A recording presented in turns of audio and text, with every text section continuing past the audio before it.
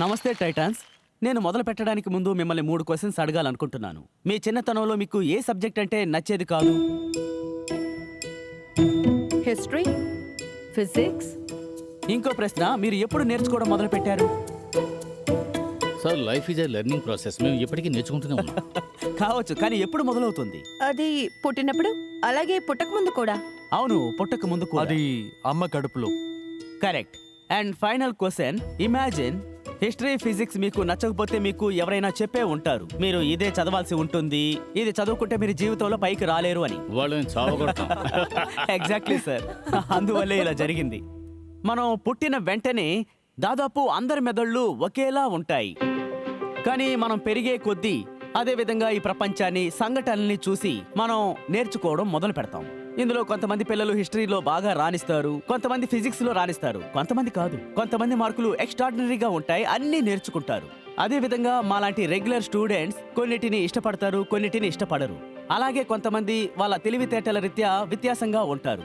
నేర్చుకోవడానికి కొంచెం టైం పడుతుంది. కానీ మన ఎడ్యుకేషనల్ సిస్టమ్ ఈరోజు సిద్ధంగా ఉందా ఈ 3 లెర్నింగ్ ప్యాటర్న్స్ ని ఏకం చేయడానికి?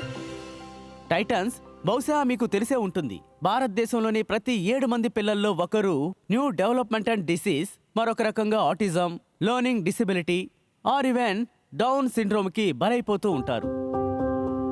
వీళ్ళ తెలివి కొంచెం వేరేగా ఉంటుంది, అయినా చదువుతారు. ఇక వీళ్ళు ట్రైనింగ్ కూడా తీసుకుంటారు. కానీ టైటన్స్, మీకు అనిపిస్తుందా ఇది కేవలం రోజులో 2 గంటలు మాత్రమే చదువు, థెరపీ, ట్రైనింగ్ తీసుకుంటే ఇది వాళ్ళకి సరిపోతుందా? ఖచ్చితంగా సరిపోదు.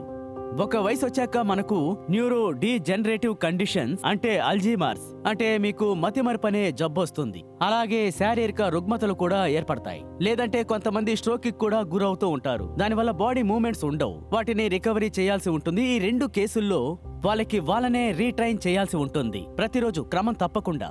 ఒకవేళ న్యూరో డెవలప్మెంటల్ అయినా లేదా న్యూరో డీజనరేటివ్ కండిషన్ అయినా మన మెదడుకి లెర్నింగ్ లేదా రీలెర్నింగ్ అవసరమవుతుంది. ఇక్కడ మన బ్రెయిన్ చాలా ఇంట్రెస్టింగ్ గా ఉంటుంది, ఎందుకంటే ఇక్కడ న్యూరో ప్లాస్టిసిటీ ఉంటుంది. మెదడుకి ఏదైనా నేర్చుకోవాలనే తపన ఉంటుంది. ఒకవేళ మనం ఒకవైపు నేర్చుకోవడం మర్చిపోతే అటువైపు బ్రెయిన్ పనిచేయడం ఆగిపోతుంది. బ్రెయిన్ ఇంట్రెస్టింగ్ లో ఫిగర్స్ అవుట్ ఎలా వాటిని కనెక్ట్ చేయాలి, అదే వస్తువు ఫంక్షనల్ చేసేలాగా. అందుకే బ్రెయిన్ ఎప్పుడు ఏదో ఒకటి నేర్చుకోవాలనుకుంటుంది.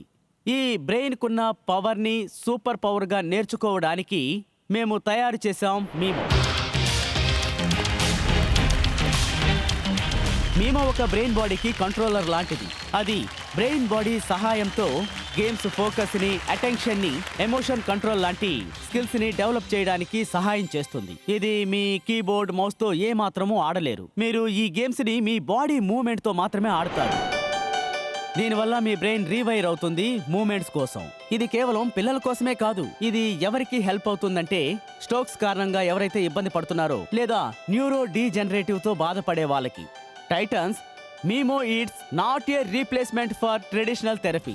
మీమో బ్రెయిన్ కి చెందిన న్యూరో ప్లాస్టిసిటీని, స్కిల్ తో వాటిని యూజ్ చేసుకుని థెరపీని చాలా ఎఫెక్టివ్ గా చేస్తుంది. ఇంట్లో థెరపీ చేయడానికి కూడా సహాయం చేస్తుంది, త్వరగా ప్రోగ్రెస్ అవడానికి హెల్ప్ చేస్తుంది. టైటన్స్, మా ఈ ప్రయత్నం ప్రతి ఇంట్లోకి ఇది వెళ్లాలన్నదే. పిల్లలందరికీ, పెద్దలకి దీని అవసరం ఉంది. వాళ్ళకి హెల్ప్ చేయడం కోసం మేము ఖర్చు పెడుతున్నాం 2 crores, అరౌండ్ 6 crores.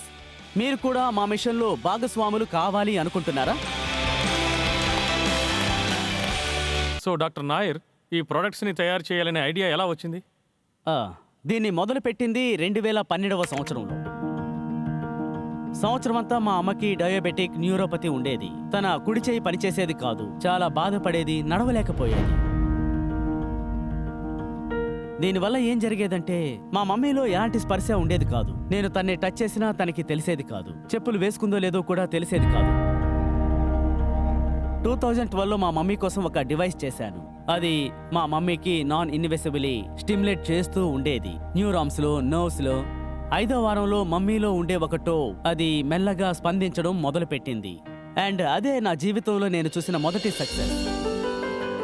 దీన్ని ఉపయోగించిన తర్వాత నా టోస్, నా మూవ్మెంట్స్, ఇంకా నా సెన్సేషన్స్ బాగైనట్టు నేను ఫీల్ అయ్యాను.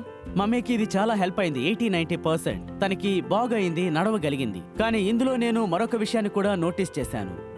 మమ్మీ స్ట్రెస్ తక్కువ కావడం లేదు.